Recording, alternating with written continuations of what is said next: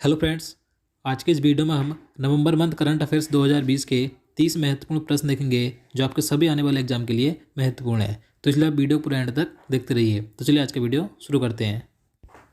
तो यहाँ पर पहला क्वेश्चन है, नवनिर्मित आरोग्य वन का उद्घाटन किस राज्य में किया गया? तो इसका आंसर ऑप्शन डी हो जाएगा गुजरात में। तो देखिए, प्रधानमंत्री नरेंद्र मोदी जी ने गुजरात के नर्मदा जिले के केवड़िया में स्टैच्यू ऑफ यूनिटी के पास नवनिर्मित आरोग्य वन का उद्घाटन किया था। तो आपको याद रखना है कि नवनिर्मित आरोग्य वन का उद्घाटन कहाँ पर किया गया है? गुजरात में।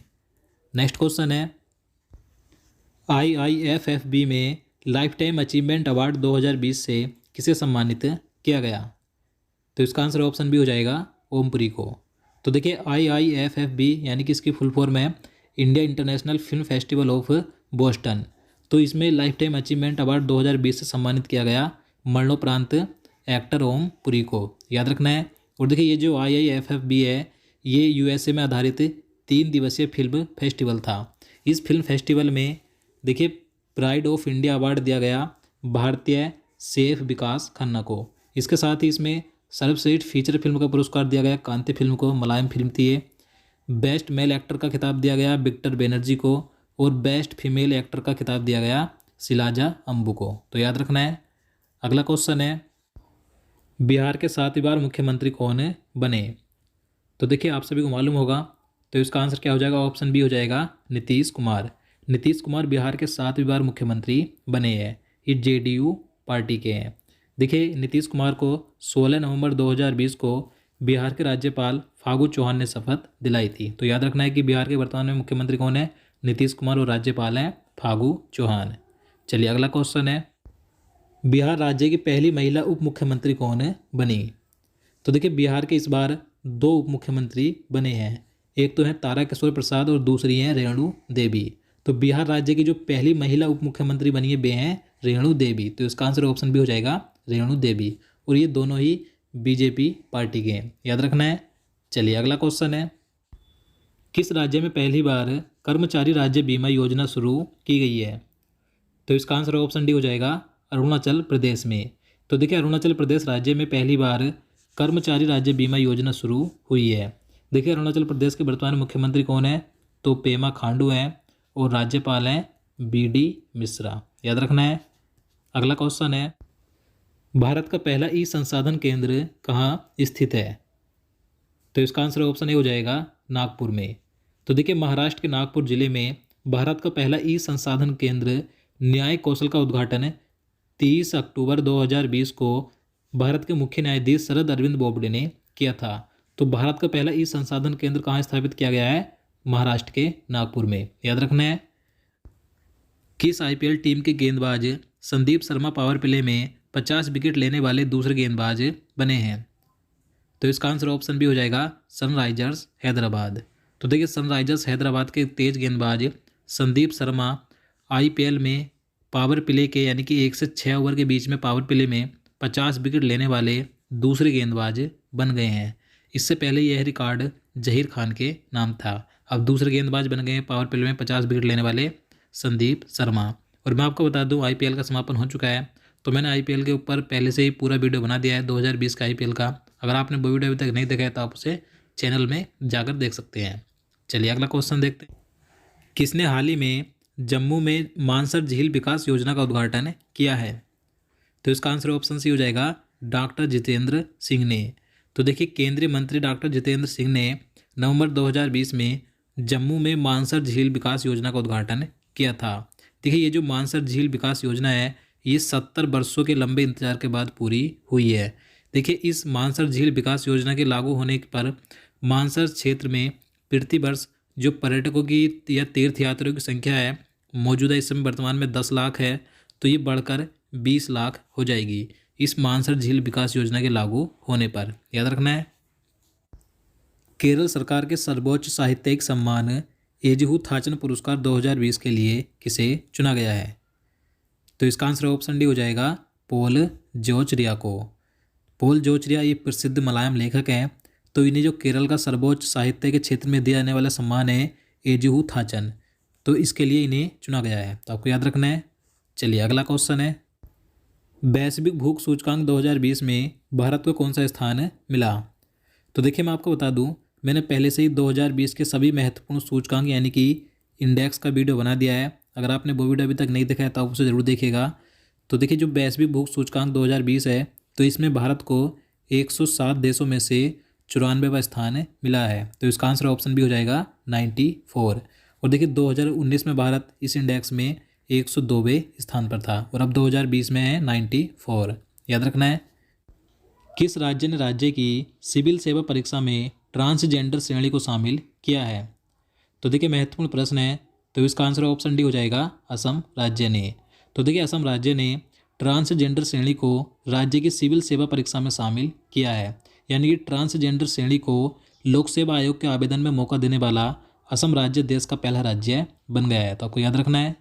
चलिए अगला क्वेश्चन है, भारत का पहला टायर पार्क कहाँ स्थापित किया जाएगा? तो इसका आंसर ऑप्शन सी हो जाएगा पश्चिम बंगाल में। तो देखिए पश्चिम बंगाल में भारत का पहला टायर पार्क स्थापित किया जाएगा। देखिए इसमें बेकार टायरों के कचरे को कला में तब्दील किया जाएगा। यानी कि जो बेकार टायर हैं तो उनसे बनी कलाकृतियों की इसमें इस टायर पार्क में प्रदर्शनी लगाई जाएगी। तो याद रखना है। कौन से देश ने पहली बार मालाबार 2020 के नौसैनिक अभ्यास में भाग लिया? तो इसका आंसर ऑप्शन ए हो जाएगा ऑस्ट्रेलिया ने। तो देखिए ये जो मालाबार नौसैनिक अभ्यास है, इसकी शुरुआत 1992 में हुई थी भारत और अमेरिका के बीच। उसके बाद 2015 में इसमें जापान शामिल हुआ था और अब 2020 में इसमें ऑस्ट्रेलिया भी शामिल हो गया है। तो इस तरीके से 2020 में ये जो मालाबार नौसैनिक अभ्यास है, तो इसमें 4 देशों की नौसेनाओं ने भी हिस्सा लिया। कौन कौन से 4 देश हैं? भारत, अमेरिका, जापान और ऑस्ट्रेलिया। चौथा देश अब ऑस्ट्रेलिया। याद रखना है। और 2020 में ये जो नौसैनिक अभ्यास है, ये 2 चरणों में आयोजित हुआ था। पहला चरण इसका 3 नवंबर से 6 नवंबर के बीच हुआ बंगाल की खाड़ी में विशाखापट्टनम के तट पर। और जो दूसरा चरण था ये 17 नवंबर से 20 नवंबर तक हुआ अरब सागर में। तो आपको याद रखना है कि चौथा देश कौन सा बना है मालाबार नौसैनिक अभ्यास में हिस्सा लेने वाला? ऑस्ट्रेलिया। चलिए अगला क्वेश्चन है, श्री प्रहलाद सिंह पटेल ने हाल ही में किस योजना के तहत केरल में पर्यटक सुविधा केंद्र की शुरुआत की है? तो इसका आंसर ऑप्शन भी हो जाएगा प्रसाद योजना के तहत। तो देखिए केंद्रीय पर्यटन और संस्कृति राज्य मंत्री श्री प्रहलाद सिंह पटेल ने प्रसाद योजना के तहत केरल में पर्यटक सुविधा केंद्र की शुरुआत की है। तो आपको याद रखना है। और देखिए ये जो प्रसाद योजना है, यह एक केंद्रीय तीर्थ स्थल संरक्षण विकास परियोजना है। इसकी शुरुआत 2014 और 15 में हुई थी। तो आपको याद रखना है। चलिए अगला क्वेश्चन है, IPL 2020 किस टीम ने जीता?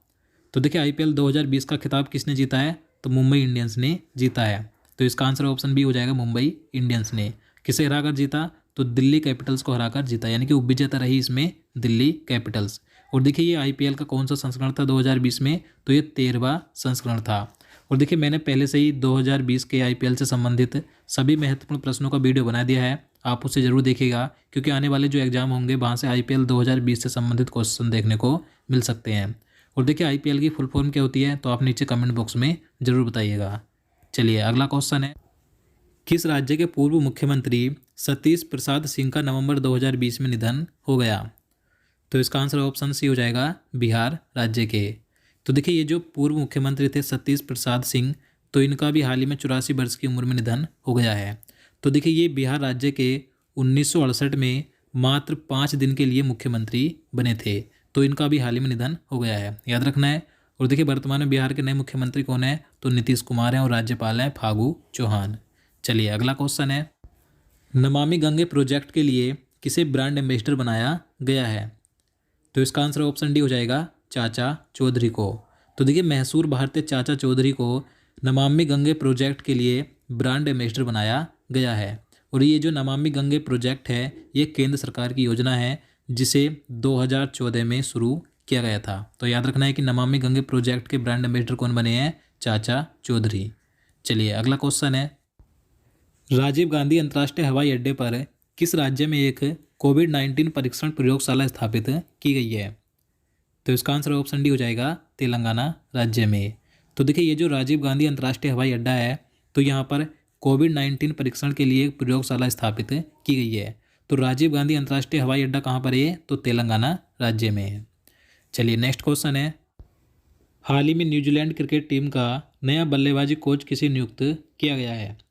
तो इसका आंसर ऑप्शन सी हो जाएगा ल्यूक रोंकी को। तो देखिए अभी हाल ही में न्यूजीलैंड क्रिकेट टीम के नए बल्लेबाजी कोच बने हैं ल्यूक रोंकी। देखिए बात करें न्यूजीलैंड क्रिकेट टीम के इस समय वर्तमान में मुख्य कोच कौन है, तो मुख्य कोच है गैरी स्टेड, याद रखना है। और बात करें भारतीय क्रिकेट टीम के मुख्य कोच कौन है वर्तमान में, तो रवि शास्त्री हैं, याद रखना है। चलिए, किस राज्य की विधानसभा ने प्राइवेट नौकरियों में स्थानीय लोगों को 75% आरक्षण देने के प्रावधान का बिल पास कर दिया है? तो इसका आंसर ऑप्शन ए हो जाएगा हरियाणा विधानसभा ने। तो देखिए हरियाणा राज्य की विधानसभा ने हाल ही में प्राइवेट सेक्टर यानी कि निजी क्षेत्र की नौकरियों में राज्य के युवाओं को 75% आरक्षण के प्रावधान का बिल पास कर दिया है।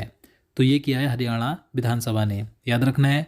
देखिए ये अभी विधानसभा ने किया है, उसके बाद इस बिल को राज्यपाल से पास होना पड़ेगा। देखिए वर्तमान में हरियाणा के मुख्यमंत्री कौन है, तो मनोहर लाल खट्टर है और राज्यपाल हैं सत्यदेव नारायण आर्य। चलिए अगला क्वेश्चन है, सूचना आयुक्त यशवर्धन कुमार सिन्हा को किसने नए मुख्य सूचना आयुक्त की शपथ दिलाई है? तो इसका आंसर ऑप्शन बी हो जाएगा राष्ट्रपति रामनाथ कोविंद जी ने। तो देखिए अभी हाल ही में भारत के नए मुख्य सूचना आयुक्त बने हैं जिनका नाम है यशवर्धन कुमार सिन्हा। तो महत्वपूर्ण याद रखना है, देखिए ये इससे पहले सूचना आयुक्त थे लेकिन अभी ये नए मुख्य सूचना आयुक्त बन गए हैं। इन्होंने बिमल जुल्का का स्थान लिया है। देखिए बात करें कि मुख्य सूचना आयुक्त को शपथ कौन दिलाता है, तो राष्ट्रपति दिलाता है और इसका जो कार्यकाल होता है 5 वर्ष या 65 वर्ष की आयु पूरी होने तक होता है। तो यशवर्धन कुमार सिन्हा की जो उम्र है वो 62 वर्ष है, तो इसलिए इनका कार्यकाल 3 वर्ष का होगा, याद रखना है। भारत के किस राज्य के पर्यटन ने world travel mart London award जीता है? तो ये जीता है केरल पर्यटन ने। तो इसका आंसर ऑप्शन भी हो जाएगा केरल पर्यटन ने। तो देखिए कोविड-19 महामारी के चुनौतीपूर्ण समय के दौरान उत्तरदायी पर्यटन क्षेत्र को बढ़ावा देने के लिए केरल टूरिज्म को वर्ल्ड ट्रेवल मार्ट लंदन ने हाईली कमेंडेड पुरस्कार से सम्मानित किया है। तो world travel mart London award जीता है केरल पर्यटन ने, याद रखना है। कितने वर्ष की उम्र में किताब हैप्पीनेस ऑल अराउंड लिखने वाली अभिजीता गुप्ता सबसे कम उम्र की लेखिका बन गई हैं? तो इसका आंसर ऑप्शन सी हो जाएगा 7 वर्ष की उम्र में। तो देखिए जो अभिजीता गुप्ता है ये सबसे कम उम्र में मात्र 7 वर्ष की उम्र में किताब लिखने वाली लेखिका बन गई है। इनकी किताब यानी कि इनकी बुक का नाम क्या है, हैप्पीनेस ऑल अराउंड, याद रखना है। और देखिए अभिजीता गुप्ता का नाम एशिया बुक ऑफ रिकॉर्ड्स और इंटरनेशनल बुक ऑफ रिकॉर्ड्स में दर्ज हो चुका है। और जो अभिजीता गुप्ता है ये भारतीय राष्ट्र कवि मैथिली शरण गुप्त की पोती हैं, तो आपको याद रखना है। चलिए अगला क्वेश्चन है, मलयालम सिनेमा में आजीवन योगदान के लिए 2019 के लिए जेसी डैनियल पुरस्कार किसने जीता है? तो इसका आंसर ऑप्शन सी हो जाएगा हरिहरन ने। तो देखिए ये जो जेसी डैनियल पुरस्कार है ये मलयालम सिनेमा में आजीवन योगदान के लिए दिए जाने वाला केरल राज्य सरकार का सर्वोच्च पुरस्कार है। तो 2019 के लिए 2020 में यह पुरस्कार जेसी डैनियल किसे दिया गया है, तो हरिहरन को दिया गया है, याद रखना है। कौन सा बैंक भारतीय रिजर्व बैंक के नए अकाउंट एग्रीगेटर फ्रेमवर्क पर लाइव होने वाला भारत का पहला बैंक बन गया है? तो इसका आंसर ऑप्शन डी हो जाएगा इंडसइंड बैंक। तो देखिए निजी क्षेत्र के lander IndusInd bank financial information provider के रूप में लाइव होने वाला बैंक बन गया है। देखिए आरबीआई के नए अकाउंट एग्रीगेटर फ्रेमवर्क के तहत ऐसा करने वाला यह इंडसइंड बैंक देश का पहला बैंक बना है, तो आपको याद रखना है। किस शहर में दुनिया का सबसे बड़ा देखभाल केंद्र और हाथियों का उपचार केंद्र बनने जा रहा है? तो इसका आंसर ऑप्शन सी हो जाएगा कोट्टूर में।